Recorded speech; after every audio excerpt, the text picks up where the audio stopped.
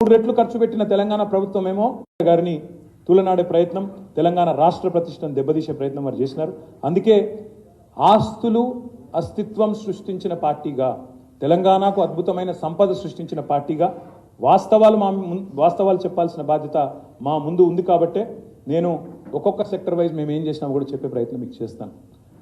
Electricity మీద వాళ్ళు చాలా మాటలు మాట్లాడినారు మొన్న.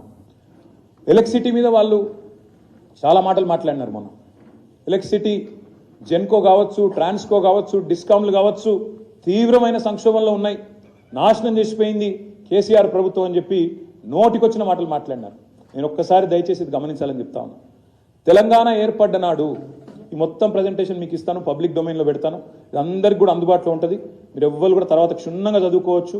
ఎన్ని రకాలుగా దీన్ని పరీక్షలు చేయాలో, ఎన్ని రకాల స్క్రూటినీ చేయాలో అవన్నీ కూడా చేసుకోవచ్చు, మాకు అభ్యంతరం లేదు. ఇక్కడ మేము చెప్పవలసిన మాట ఏమంటే, విద్యుత్ రంగం తెలంగాణ ఏర్పడ్డ నాడు 2700 మెగావాట్ల లోటు ఆనాడు తెలంగాణలో ఉన్నది. ఇన్వర్టర్ లేని ఇల్లు లేదు, జనరేటర్ లేని అపార్ట్మెంట్ లేదు. చిన్న చిన్న జిరాక్స్ సెంటర్లలో, చిన్న చిన్న కిరాణా షాపుల్లో కూడా ఆ రోజు బత్తి వెలగాలంటే ఇన్వర్టర్ లేకపోతే బత్తి వెలగదు, మధ్యాహ్నం పంక తిరగదు. కాలిపోయే మోటార్లు, పేలిపోయే ట్రాన్స్ఫార్మర్లకు లెక్కలేదు.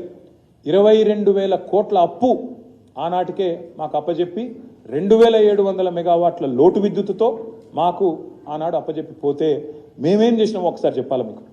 ఏం చేసినామంటే, మాకు అప్పజెప్పిన నాడు 7,778 మెగావాట్ల స్థాపిత విద్యుత్ సామర్థ్యం, మేము దిగిపోయే నాడు 19,464 మెగావాట్ల విద్యుత్ సామర్థ్యానికి పెంచి దాదాపు 12,000, సుమారుగా 12,000 మెగావాట్ల విద్యుత్తును, అంటే 60 ఏళ్లలో వాళ్ళు 7,700 చేస్తే మేము కేవలం 10 ఏళ్లలో 12,000 మెగావాట్ల విద్యుత్తును రాష్ట్ర ప్రజలకు తరగని సంపదగా యాడ్ చేసినాం.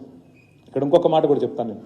ఇది నెక్స్ట్ ఇయర్ కల్లా చూస్తే ఈ 19,000 నెక్స్ట్ ఇయర్ కల్లా యాదాద్రి కమిషన్ అయితే 25,000 మెగావాట్లకు చేరుకుంటుంది.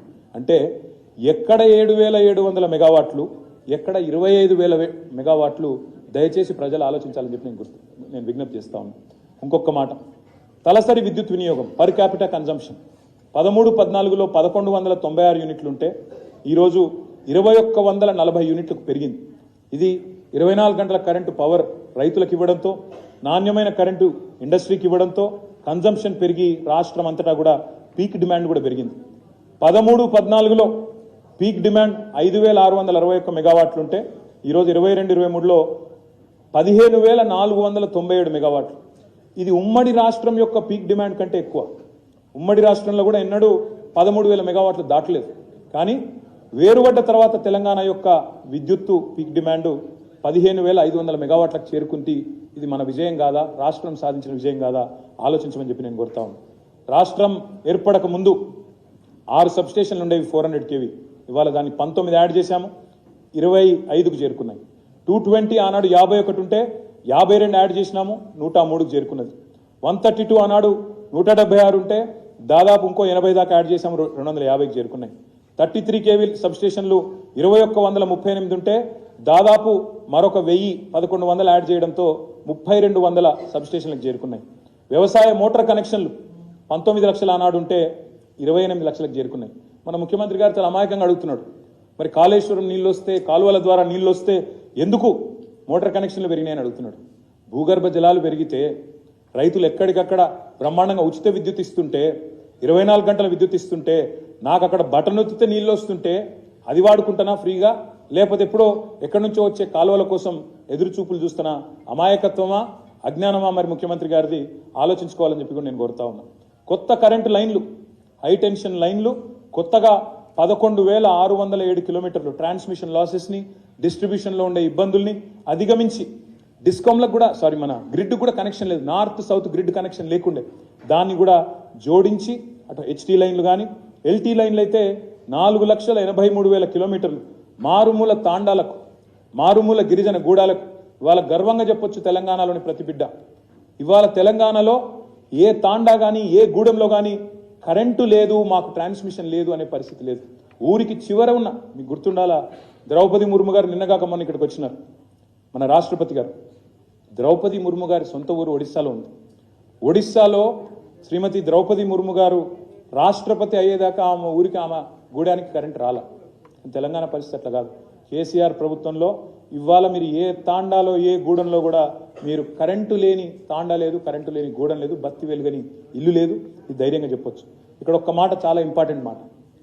మేము పెట్టిన ఖర్చు ఇవన్నీ చేయడానికి పెట్టిన ఖర్చు 1,37,517 కోట్లు. కానీ మోస్ట్ ఇంపార్టెంట్ ఇవాళ దాని మార్కెట్ వాల్యూ, ఈ పెట్టిన ఖర్చు వల్ల సృష్టించిన అసెట్స్ ఏవైతున్నాయో దాని మార్కెట్ వాల్యూ 6,87,585 కోట్లు. ఒక్క ఎలక్ట్రిసిటీ రంగంలో రాష్ట్రం 6,71,000 కోట్ల అప్పులని వాళ్ళు అంటున్నారే. ఇక ఒక్క ఎలక్ట్రిసిటీలో మేము సృష్టించిన ఆస్తుల యొక్క సంపద ఈరోజు మేము కాంగ్రెస్ ప్రభుత్వం చేతిలో పెట్టింది 6 లక్షలు, కూడా 5 టైమ్స్ ఉంటుంది మార్కెట్ వాల్యూ తీసుకుంటే. మరి 6,87,585 కోట్లు. ఇది వాస్తవం. ఒక్క ఎలక్ట్రిసిటీ డిపార్ట్మెంట్లో మేము సృష్టించిన ఆస్తులే వాళ్ళు మోపుతున్న నిందలు, వాళ్ళు మాట్లాడుతున్న పనికిమాలిన మాటలు ఏవైతున్నాయో వాటికి సమాధానం అనే మాట కూడా నేను మీకు విజ్ఞప్తి చేస్తా ఉన్నాను. ఇంకొక మాట కూడా ఇక్కడ ఎలక్ట్రిసిటీ విషయంలో మీకు చెప్పాలి. వచ్చే సంవత్సరం డిసెంబర్ నాటికి this Congress government is going to enjoy the fruits of our labour. This Congress government is going to enjoy the fruits of our labour. వాళ్ళు మేము చేసిన కష్టాన్ని వాళ్ళు విజయాలు వాళ్ళు అందుకోబోతా ఉన్నారు. వాళ్ళు ముఖ్యమంత్రులు వెళ్ళి మంత్రులు వెళ్ళి ప్రారంభోత్సవాలు చేసుకోవచ్చు, కొబ్బరికాయలు కొట్టొచ్చు, కానీ చేసింది కేసీఆర్ అనే మాట ప్రజలకి తెలుసు, ఈ రాష్ట్రంలోని ప్రతి ఒక్కరికి తెలుసు. 26,000 మెగావాట్లకు దాదాపుగా వచ్చే డిసెంబర్ నాటికి 2024 సంవత్సరం డిసెంబర్ నాటికి విద్యుత్ స్థాపితలు ఎక్కడ 26,000 మెగావాట్లు. దయచేసి మీరు ఆలోచించండి. ఒక భద్రాద్రి 1,080 మెగావాట్ల సామర్థ్యం, యాదాద్రి 4,000 మెగావాట్ల సామర్థ్యం, భూపాలపల్లిలో 600 మెగావాట్ల సామర్థ్యంతో సోలార్లో వాళ్ళు మాకు 70 మెగావాట్లు అప్పజెప్పిపోయినారు 2013-14. కేవలం installed solar capacity was 70 megawatts. ఈరోజు 6,106 మెగావాట్ల స్థాయికి సాంప్రదాయేతర ఇంధన వనరులను కూడా ప్రోత్సహించిన ప్రభుత్వం తెలంగాణ ప్రభుత్వం అనే మాట